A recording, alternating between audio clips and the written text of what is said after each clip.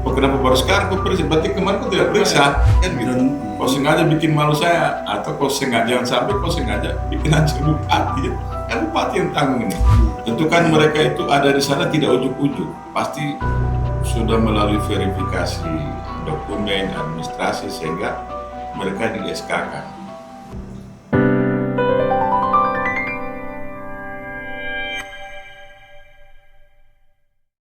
Oke, jadi Bang, ini malam kita sudah bersama Ketua Hipelwana Ya. yang belum lama dikukuhkan jadi ketua, namun dia harus berhadapan atau menerima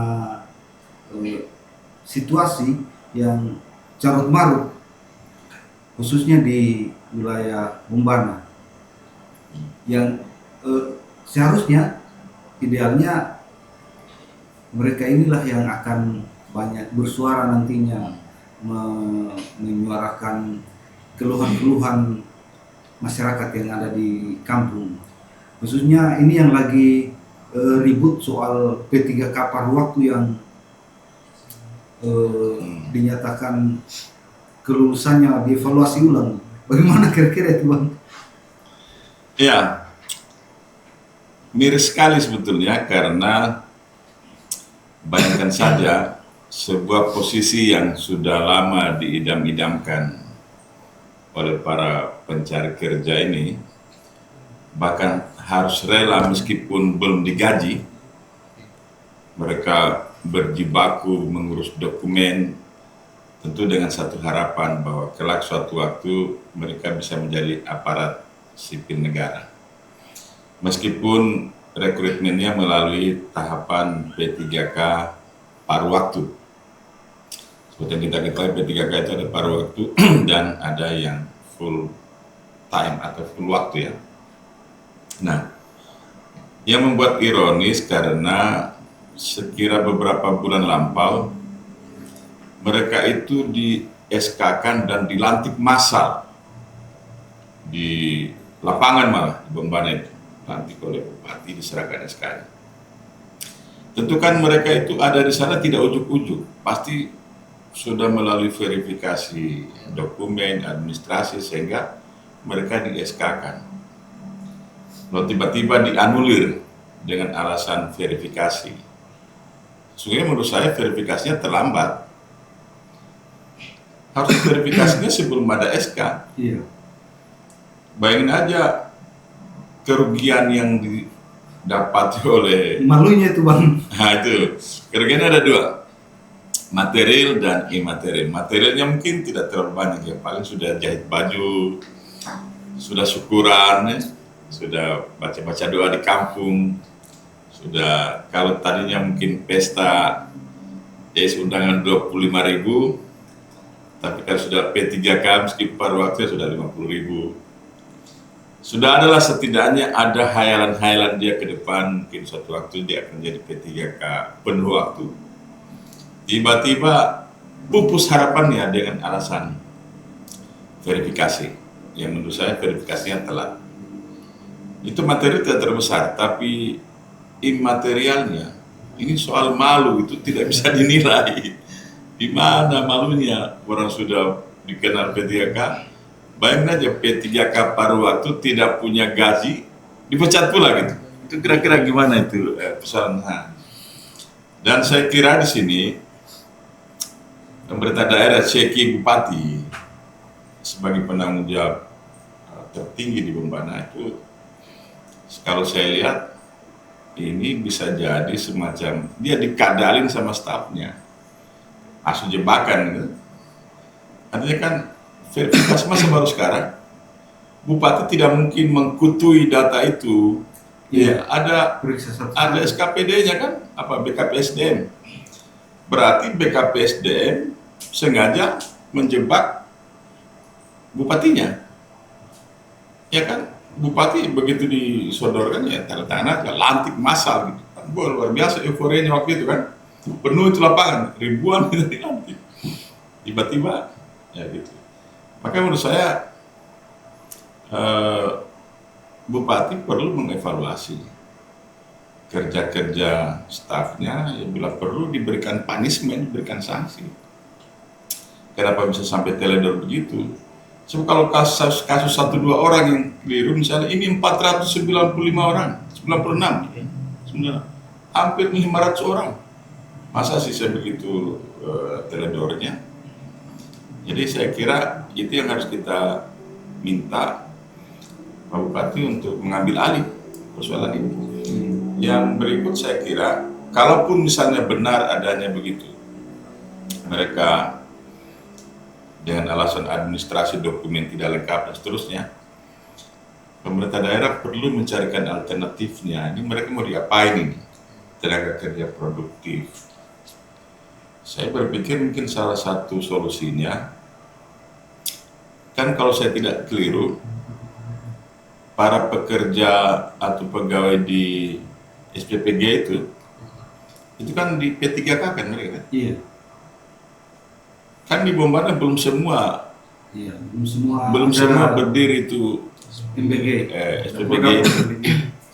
Ya menurut saya perlu diidentifikasi. Misalnya yang tidak lulus ini dari Kabaena misalnya. Ketika di Kabaena dibangun SPPG, saya kira salah satu solusinya adalah mereka didistribusi ke situ. Ya kan satu SPPG misalnya 50 orang, katakanlah mereka bisa terakomodir 30. Berarti kalau 400 atau 500 butuh beberapa SPPG lagi. Itu kalau mereka memenuhi syarat. Dan saya pikir intinya mereka tidak boleh dirugikan. Mereka sudah rugi material, rugi imaterial, terus tidak lagi diberikan solusi. Kalau tidak, kemarahan mereka tidak bisa terbendung. Iya.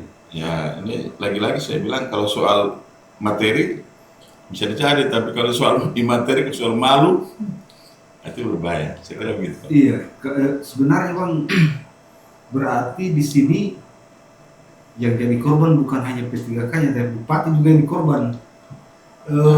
Hanya kita sebenarnya Bang, bukan mau mencari siapa yang salah, siapa yang benar, tapi kita coba membersamai P3K paruh waktu ini. Kira-kira apa solusi yang bisa diberikan? Makanya kita coba obrolkan di sini. Yeah. Karena itu tadi bahwa kerugian material mungkin tidak seberapa, tapi materialnya itu yang, apalagi jangan sampai mungkin sebelum dia masuk P3K dia ada pekerjaan sampingan lain yang kayak misalnya dia tanam cengkeh, setelah dia P3K harus intens ke kantor dan dia tinggalkan cengkehnya misalnya. Kerugian materi belum sempat digaji sudah dipecat. Itu yang paling menyakitkan, belum sempat digaji sudah. Bagaimana kok dengar bagaimana pendapatnya ada dari mahasiswa ini? Baik, terima kasih atas kesempatannya Bang. Izin perkenalkan, nama saya Ajmail selaku Ketua Himpunan Pemuda Pelajar Mahasiswa Kabaena. Dan ini saya menanggapi dari apa yang menjadi problematika di pemerintah daerah hari ini, bahwa kita bisa lihat bersama di media sosial, di media berita, sedang viral-viralnya beberapa hari terakhir, bahwa ada beberapa paruh waktu yang kemudian dibatalkan. Saya mengatakan bahwa ini menjadi kelemahan dan kebobrokan pemerintah daerah Kabupaten Bombana karena tidak mampu untuk kemudian mengelola dengan baik. Dari pasca pelantikan seharusnya verifikasi itu dilaksanakan sebelum pelantikan. Artinya bahwa setelah pelantikan orang pasti yang sudah dilantik memiliki harapan besar, sudah sudah ada di pikirannya, sudah terangkatlah karena sudah dilantik. Jadi saya ingin mengatakan bahwa Pemda Kabupaten Bombana hari ini sangat bobrok dan harus mengevaluasi diri, baik itu dari segi pelayanan maupun dari segi lainnya yang melibatkan kemaslahatan masyarakat, terlebih khusus masyarakat Kabayan. Nah, ini Bang, kalau kita baca di beritanya bahwa eh, Inspektorat Bombana menyebut bahwa proses screening dilakukan untuk memastikan status honorer benar-benar aktif, masa kerja sesuai, serta memenuhi syarat administrasi dan faktual. Nah, ini kan seharusnya selesai dibahas ini. Screening itu harus sudah selesai sebelum dia dilantik. Kemudian alasan verifikasinya itu mengacu pada evaluasi kinerja, pengecekan dokumen serta data dari BKN. Nah, ini menurut saya kayak yang dibilang tadi Bang, bahwa semua proses-proses itu sudah harus dipastikan sebelum mereka dinyatakan lulus. Apalagi misalnya kalau misalnya setelah dia lulus bukan ditempatkan di kampungnya, mungkin dipindah ke misalnya yang dari Kabaena dipindah ke Kasipute. Itu kan siapa tahu dia sudah terlanjur bayar kos, tinggalkan anak istrinya, mungkin sebelum diangkat dia honor di Kabaena, tapi setelah dia lulus dia ke Kasipute. Itu menurut saya sudah kelalaian yang luar biasa ketika terjadi proses seperti ini. Nah, kira-kira Bang, alternatif lain selain kita jadikan mereka petugas apa, kalau Pemda jadikan mereka petugas di dapur MBG itu, kira-kira alternatif lain yang berpeluang? Ya, saya kira begini ya, kita bisa memahami langkah Pemda untuk melakukan ini. Memang kalau kita dengar informasinya, Bombana itu salah satu daerah yang terbanyak P3K-nya, yang tentu saja berkonsekuensi pada beban anggaran. Tapi kalau alasan bahwa tadi di screening, di evaluasi kinerjanya, bagaimana kok bisa mengharapkan kinerja dari pegawai yang 0 rupiah gajinya gitu. Ini kalau kau gaji jutaan misalnya, terus kau tidak kerja, kau malas, ya kau. Tapi ini gaji 0 rupiah, terus kau mengharap kinerjanya, saya kira itu alasan pembenar saja, atau kalau saya kira keliru. Nah, saya minta ke adik-adik Peluana kalau bisa, ini kan masih ada ruang yang dibuka oleh BSDM ya, BKPSDM untuk bagi yang keberatan mengajukan bisa keberatan. Dan saya kira ini Hipeluana bisa mengadvokasi mereka, bisa buat posko aduan ya, dan menjembatani kepada pihak yang terkait bahwa apa benar ini, misalnya soal administrasi yang diduga seperti ini, tidak memenuhi berkas dan seterusnya, apa benar seperti itu, dan itu diadvokasi. Nah, misalnya ada orang meninggal, apa benar, jangan sampai ini kita, jangan sampai memang tadinya jumlah tidak sebanyak itu, hanya karena potensi fiktif, ya tadinya tidak sampai ribuan, tapi karena ternyata yang nama-nama ini mungkin nama-nama ganda atau ada yang fiktif, sehingga 495 bukan sedikit loh. Kalau jadi anggota DPR sudah 1 kursi itu. Nah, itu yang kita pastikan dulu apa masalahnya mereka. Dan yang kedua, kalau kita mau distribusi mereka di lapangan kerja, ini kita dengan efisiensi anggaran seperti ini, salah satu ya cara yang menggerakkan ekonomi rakyat itu, ekonomi masyarakat itu kan adalah APBD. APBD kita minim, sudah minim, sebagian lagi belum dilelang misalnya pekerjaan-pekerjaan, maka otomatis uang yang beredar itu sedikit. Kita mengharap misalnya kita bisa rekomendasi untuk mereka masuk menjadi pekerja tambang misalnya, Ya tambang juga kita dengar-dengar banyak yang tidak operasi, bahkan seperti yang besar itu di Kabaena, PT Tonia kan tidak jalan lagi.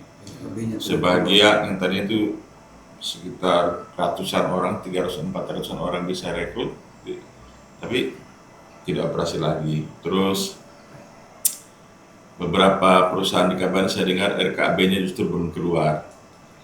Saya belum mendapat solusi yang tepat selain tadi itu, kecuali di sektor di SPPG, atau mana tahu setelah verifikasi ulang ternyata misalnya ada kekeliruan, ya tentu apabila mereka berhasil menampilkan data dan dokumen yang benar dari 496 orang itu misalnya, ya berapapun yang setelah diverifikasi ulang, setelah mereka keberatan misalnya, ya harus diterima sebagai B3K paruh waktu atau sebagai apapun. Atau mungkin begini Bang, ini Koperasi Merah Putih banyak yang belum berdiri. Nanti Pemda yang coba menjembatani ke pengelola Koperasi Merah Putih, Bisa. Mereka disalurkan ke Koperasi Merah Putih. Bisa saja. Karena lumayan tiap desa satu koperasi. Bisa. Saya dengar di Bombana juga itu Bang, pernah masuk sebagai bagian dari Koperasi Merah Putih banyak mengundurkan diri. Tidak tahu kenapa, mungkin karena tidak jelas dari segi gaji atau lainnya. Sudah lebih 100 kayaknya. Iya. Saya kira pasti pemerintah daerah punya Skema-skema penyelesaian, tapi bahwa terjadi dianulirnya 496 orang ini, di mana verifikasinya dilaksanakan di belakang, menurut saya itu kekeliruan. Dan pasti muara akhirnya tanggung jawabnya ada pada bupati. Sementara bupati kan menandatangani surat keputusan itu pasti dari kerja-kerja staf.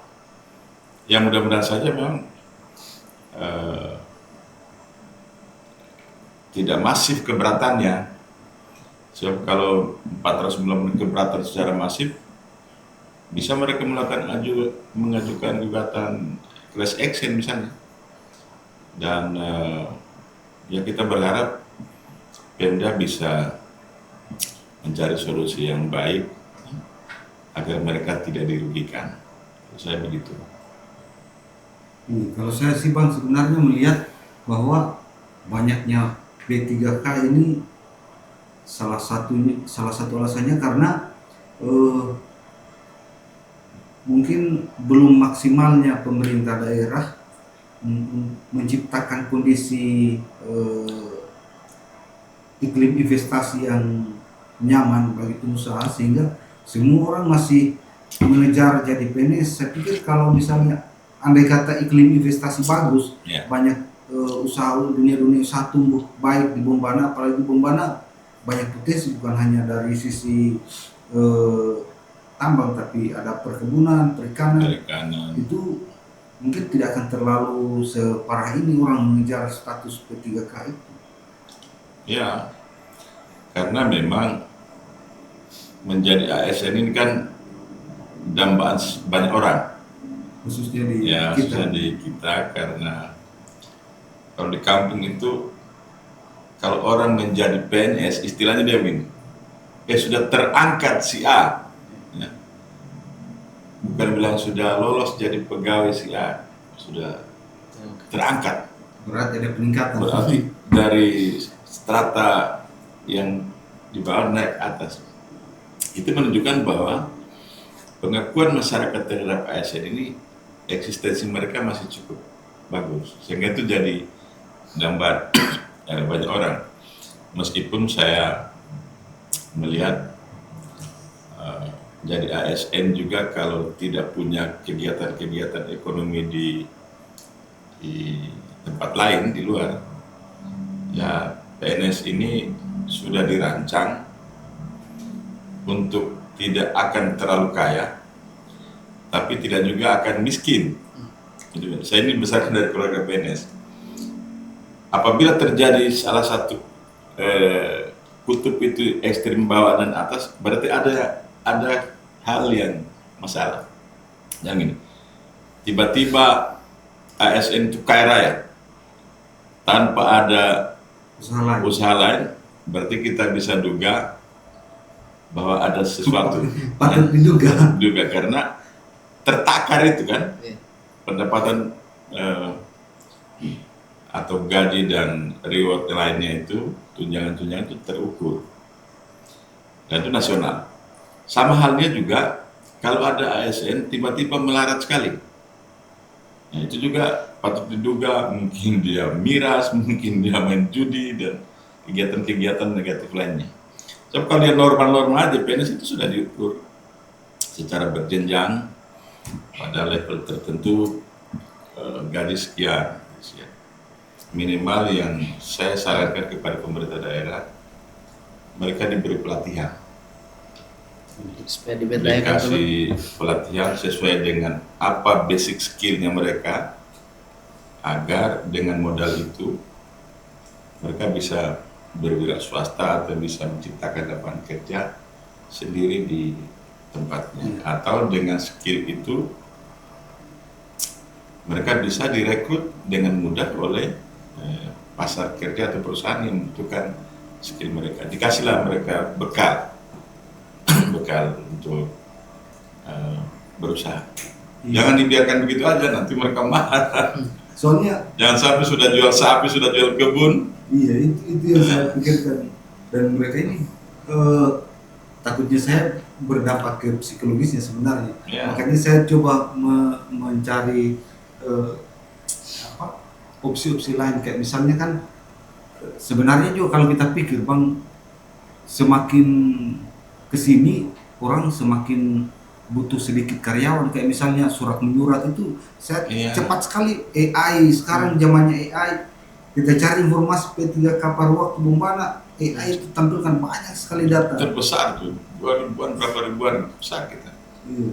Sementara di sisi lain kalau kita pulang di kampung juga kita melihat kadang petani cengkeh lebih kaya daripada ASN Bang, khususnya di kampungnya Abang di gunung misalnya. Ya. Gimana nih? Banyak petani-petani. Perlawanan. Tapi saya kita advokasi lah, coba turun di Perlawanan buat Posko pengaduan ASN paruh waktu yang tereliminasi gitu kan. Jadi kita dampingi mereka. Kita dampingi mereka, apanya itu yang tidak memenuhi syarat, kan TMS ya, tidak memenuhi syarat. Apa benar kau tidak memiliki ini? Ya. Kita advokasi dan mereka, saya yakin mereka pasti keberatan.